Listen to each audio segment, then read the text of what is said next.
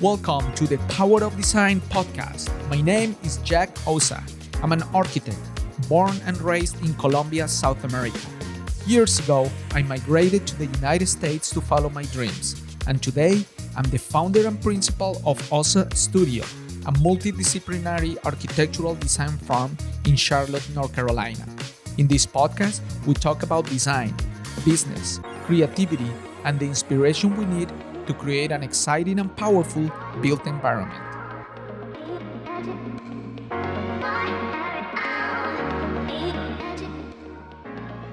Hi, my name is Juliana Ossa. I'm 10 years old and I'm a gymnast. In today's episode of the Power of Design podcast, my older brother Jacob is interviewing my dad. They talked about architecture, entrepreneurship, and being a parent of 3 children. Thank you for listening.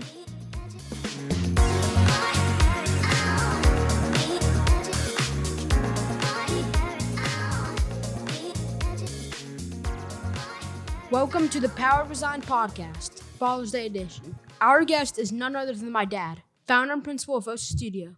Please welcome Jack Ossa. How are you, Jack?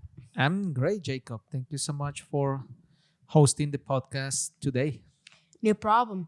So, how does it feel to be on the other side of the podcast today?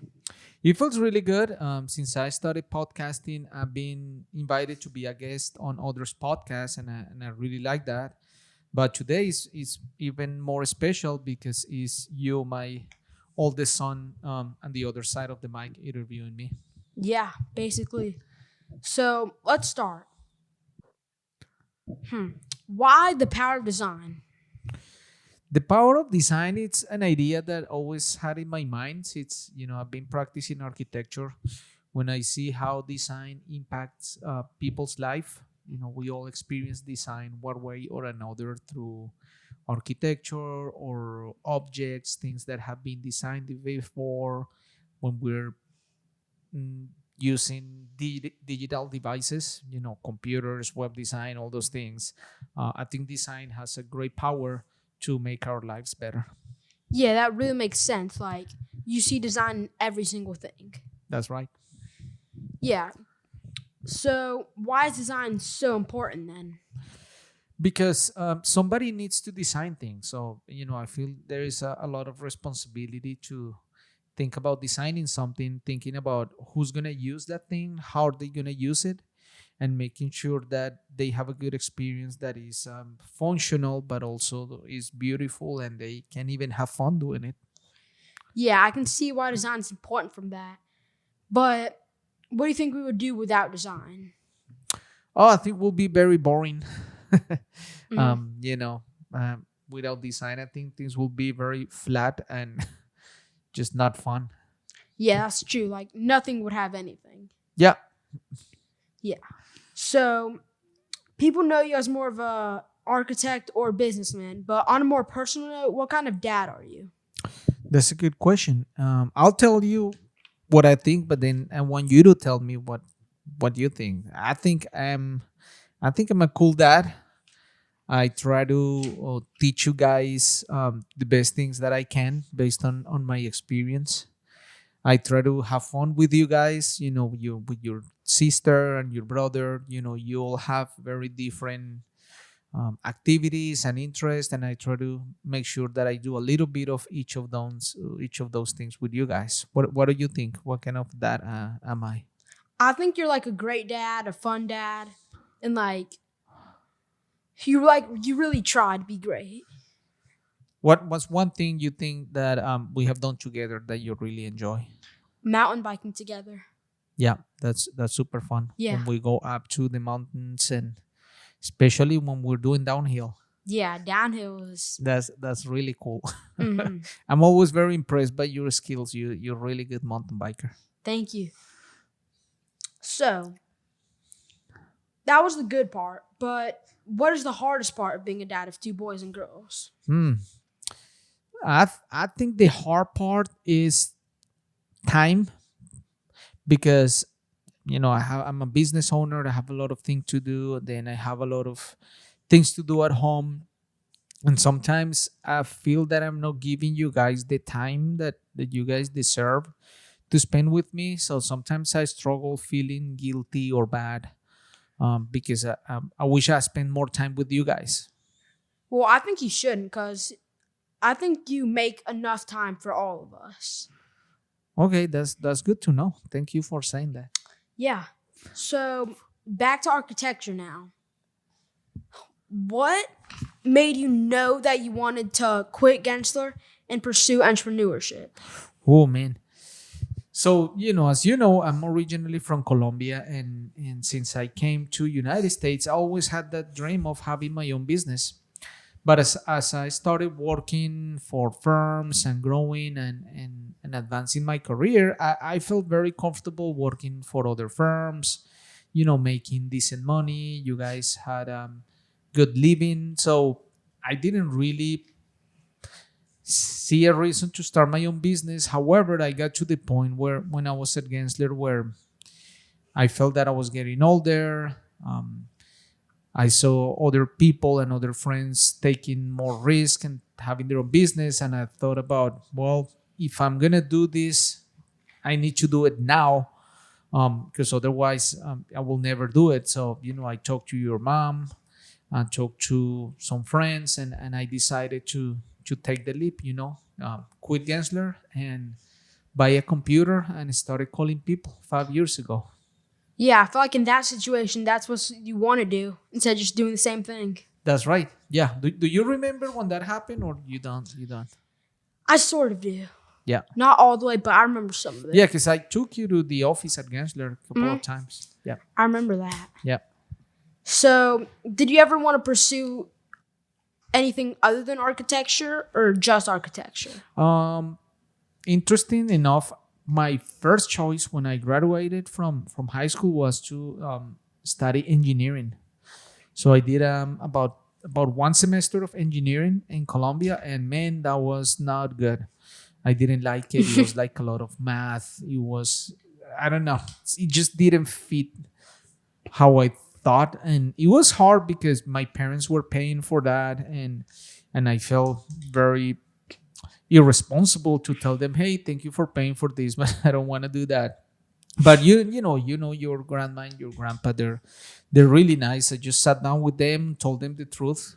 I'm sorry, I thought I wanted to do this, but I can't. And they were very gracious to say, hey, don't worry about it, you did your best, let's try something else. So, and that's when I switched to architecture. Yeah, so yeah, that's pretty cool. So engineering, you just didn't like it. What did you not like about it? One, it was math. I had like math every day for like 2 hours, and I don't know, I wasn't passionate about it, so I did not understand the topics every day, and then they will start advancing and I will fall behind, and we have like tests every week, and I will fail every single test. Yeah. Jeez. So I felt bad. Yes. Like I never understood anything. I was like, what is this? Just wasn't your thing. Yeah, not at all. But what made you want to study architecture? So when I was taking some time off after engineering, I ran into a friend who she was going to architecture school, and I saw she had a model in her hand. It wasn't exactly like a building, but it was like a composition, like a 3D thing made with cardboard, had a lot of colors in it, and I was very intrigued by that. So I asked her about, hey, what is that about? How do you do that? And then she explained to me she was in her first year of architecture school showing me that. And that's when I said, oh man, that looks good. I want to do that. So I just went to the same school and enrolled in architecture.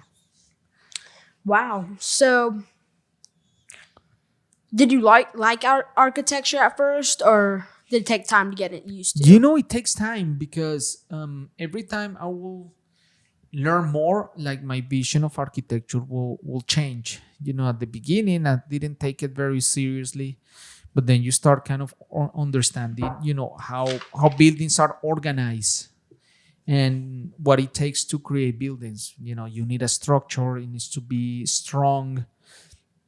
Then when you look at, for example, a floor plan, you start seeing like spaces, how they relate, proportions, and that's very interesting because it's like you're kind of understanding how the world works, and it keeps changing and evolving. I think up to this day, um, my vision of architecture keeps changing, but the more it changes, the more I love it because I find different levels of understanding and how to see it. Yeah, that's very cool. Like, I feel like you could learn. There's so many things to learn when you go to architecture school, and like not just like the fundamentals of the building, but like how they're built and stuff. Yep. Yeah. There is a lot of room for different types of thinking. So if you're more artistic, you could be maybe more design oriented. But if you like maybe more complex thinking, you could be more on the construction side and understand how things are built, materials coming together. You can write specifications. So there are a lot of things depending on what your strengths are as a person that you can apply in the architecture field. Wow. So there's like other options that you can like choose or like that you lean more towards too. Yeah, yeah. To build a building and put it together in plans, it takes a lot of effort. So you don't have to do it all. There are different parts. You could be also, for example, business development, which is presenting to other people what you do, sell the project, creating relationships, showing what you can do, presenting them. So that's another part that is important part of architecture to sell the projects. Yeah. So that's just like selling businesses or Yeah, for example, if I'm an architect, then I need somebody to buy my services, right? Because basically people are paying for my time to sit down, think about the building, design it, draw it, and then create a set of drawings which you have seen, the plans. yeah. And that's what a contractor uses to build it. So, for example, what I do, I go to meetings that are like networking events where there are other professionals, and then there are people there that they need architectural services. So I will explain to them what I do, and they may have a need for a project. They may know somebody, and sometimes people say, "Hey, I know this person. They were looking for an architect. I'm gonna connect you with them." So then that's when I talk to them and start the conversation about possibly doing work, and hopefully eventually I will give them a proposal when I said this is what I'm gonna do, this is how much I'm going to charge, and they say okay, go ahead and start, and then I start doing the work and they start paying. Okay, that makes way more sense to me now. Yep. So, who do you have a favorite architect? Good question. I had many several favorite architects, and that's one thing that also changes as I discover more architects and see more. I would say right now I really like Berg Ingels Group, BIG. I think they're from the Netherlands, I think, or Greenland. They're European, but they do great architecture. It's the concept is always very simple, but they solve big problems, and they're very focused on sustainability. They do work all over the world, and it's very interesting the way their buildings look and feel. So, is there anything else you could tell me about BIG? What can I tell you? They're very exciting to see how they work. For example, one of the projects they do is a building for Lego. So the building, you look at it from outside and it looks like Legos. Like they develop like parts and pieces, and then they put together. So and that's a feature of a lot of their buildings. They look like toys. It's very interesting. It's like very simple pieces, one on top of the other one. I really like what they do.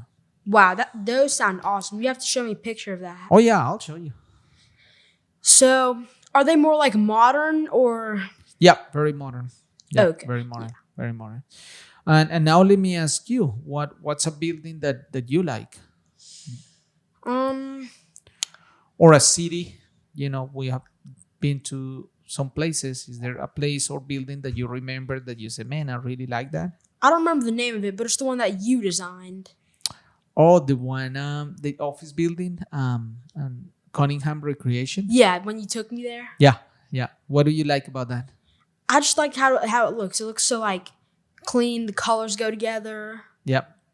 Do you remember we went there when it was in construction? Yeah, I remember that. Yep. Yeah. Yeah. I like that when we have time to spend time together when you see what I'm doing. Mm-hmm. I really like that because that's an opportunity that I have to really show you what I do. Mm-hmm. Because you guys are not with me at the office, but now you see it like, oh, okay, I know now what my dad does, and it helps you, expand your thinking and your mind and your brain of how things work. Because eventually, if you want to be an architect, then now you have an idea of what that could be. Yeah, it showed me like more of what you have to do and like seeing your work in action. Yeah, yep. I really try to show you guys that. And the other thing I really want you guys to know and learn is how to have your own business. Mm-hmm. Where I grew up, I never really had people telling me about how to run a business or be an entrepreneur. Like my dad was a great dad, but he always worked in a job. He never had his own business, so I never had exposure to somebody telling me, "Hey, you could do this. It's not easy, but you can do it, and there are steps and there are tools and there is knowledge to do it." And I want to make sure that I leave you and your sister and your brother with everything that I know. In case you want to start your own business, you should do it. Yeah, you have taught us some of that already too. Good. Mm-hmm. So now, not an architect, but is there anyone that you look up to? Good question. I would say I look up to my dad. He's a really nice person. I think he had always keep a great attitude towards life.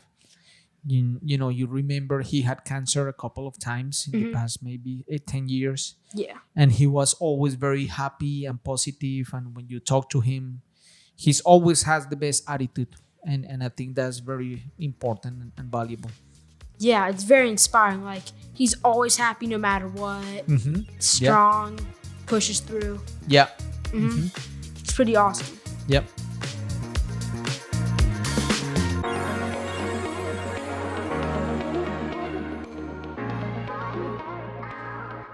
The Power of Design podcast is brought to you by Ossa Studio, a multidisciplinary design firm focused on creating impactful experiences through the power of design.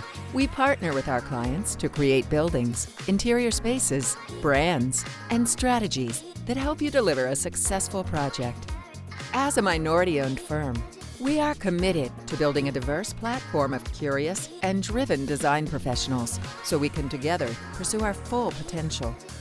For more information, please visit us at www.ossastudio.com.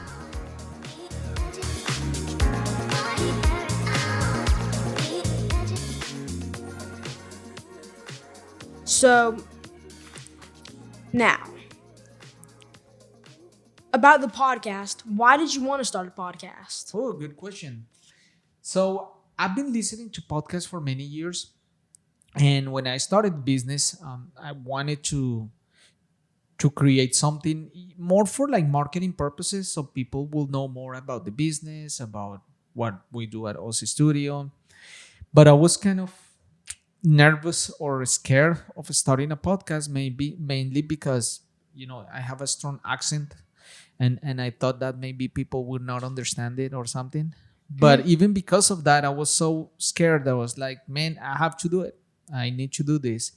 So I talked to a friend who's an expert at podcasting, and he showed me how to do it. He said, this is the equipment you need to buy. This is how you plan it. And I put it together and started. That was 2 years ago that I've been podcasting, and now I love it. I've learned so much from many people. I enjoy it, and I feel much better about myself because I overcame that fear that I have. And now I feel very comfortable and confident with podcasting. Yeah, that's really awesome. Like, you just pushed through. Yeah. Didn't care about your fears. Yeah, and that's one of the things I want you guys to always Not learn because I say it, but see me doing it. Because you know how there are many situations even in your own life that you want to do, but you're scared, Yeah. or things you're gonna do, and sometimes it's an interesting combination because you're excited, but you're scared at the same time. Yeah. So you just go and do it. The fact that you are doubtful or nervous about it, it's nothing. It's just a sensation that you have when you take the step and you realize, oh wow, I did it and nothing bad happened. So you learn a lot, you keep going, and then you try something else, maybe more difficult and more difficult, because that fear is always going to be there. That's how we are as humans. Yeah, I understand that. So, like, when you push through your fears, like, other fears don't seem as scary as they are. That's right. Like, you can see the full picture. Correct. And they're not real fears, right? A real fear is it something is gonna harm you, or you're gonna hurt somebody else. That's a real fear. But everything else is nothing is gonna happen. Like if you think, oh man, I have this accent, people are gonna judge me. I'm gonna be embarrassed when I listen to my podcast. Well, yeah. So what? Nothing happens. Yeah. So those fears are more made up in your mind than reality. Yeah, that is true. Like, sometimes when I'm mountain biking, I want to do, like, a scary jump and, like, get it over with, and it's just so easy. Yeah. Yeah. Yeah. So let me ask you a question. So your mom and I are immigrants. We moved to United States. We Yeah. grew speaking Spanish. We're from a different culture. How do you feel? Because you're born here, you're American. But how do you feel about our family, and maybe when you see other families that they're all Americans, what do you see, like it's good or bad or differences? How do you feel about it? Well, here, there's nothing too different. Like, I feel like we're just like any other family, but once you get deeper into it, I think we're very different. Like, How? well, like my friends and other people that I know as relatives, like they live near them Yeah. and they like go to their house and stuff. But our relatives, they live like In another country. in another country. Yes. So like sometimes my friends say like going to the grandparents' house, but my grandparents are in another country. That's right. Yeah. And like you guys have had to put in so much work to get here. That's right. Yeah. Yeah. I was reading an article the other day where, people talk about the American dream, right? Which is basically what I think I have. I came with nothing, trying to be in this country, and now I have been given all these opportunities, and now I have my own business and everything. But I still have to work really hard because I started from nothing. Yeah. But the real work of the American dream, you and Juliana and Jonah, you guys are gonna enjoy it, because all the work that I'm doing and your mom is to put you guys in a position of advance in terms of success, money, knowledge, relationships.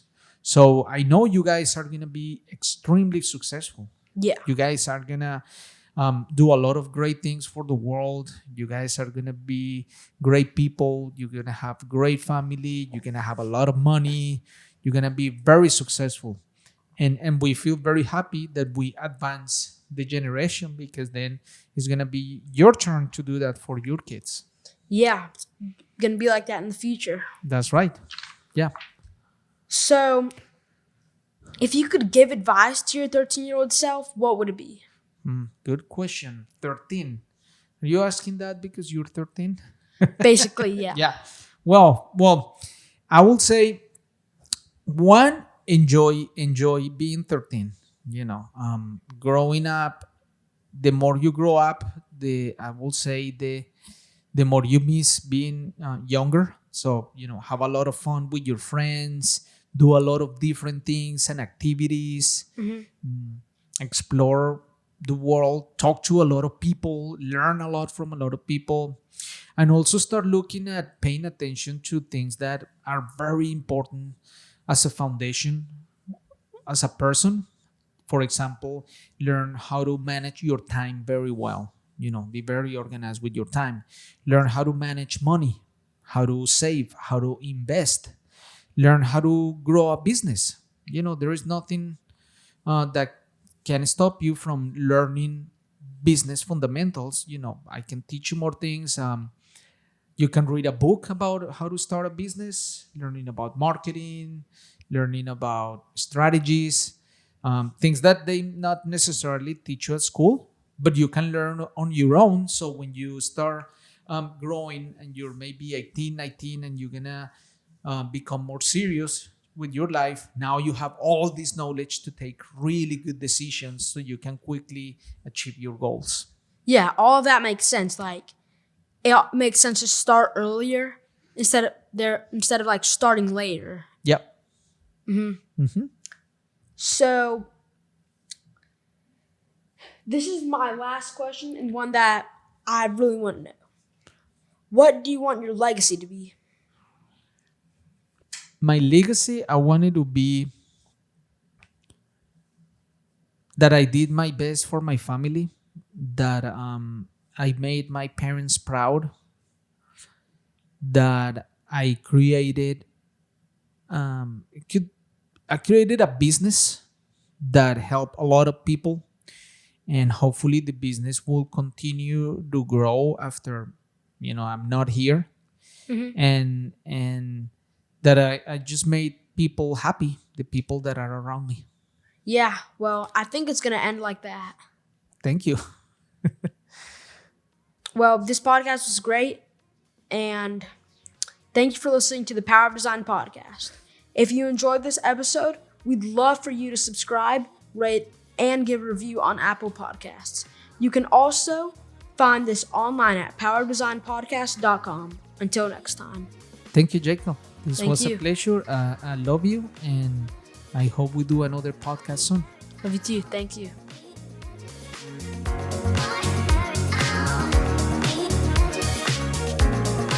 Thank you for listening to the Power of Design podcast.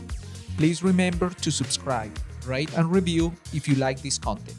And find us online at thepowerofdesignpodcast.com. I invite you to join my mission to become a better version of yourself through the power of design.